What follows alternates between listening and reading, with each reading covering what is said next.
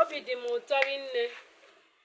As in, today bụ a day nne desire for long. I promise my mom na m ga-agụ akwụkwọ bụrụ a graduate. Yile akwa kọpa, ọ dịghị easy. This is my 7 years. Uniform abụ 7 years. Agụrụ m akwụkwọ 5 years. Aga strike COVID 1 year. Mgbe nọ 1 year serve Nigeria. Ino easy. Eji m ohere ekene ezumezu mmụọ m na-ekene Chukwu Okike. Ọ bụghị obele ife. Nọọ mgbe m kwetara ọlụ m ka ifụlụ ife a ji mezuo. Ka abụgo m ex-copper. Ka m weta certificate nke unu ma na ife a na-ekwu. Ife a na-ekwu dị real. Ọkwa unu fụlie.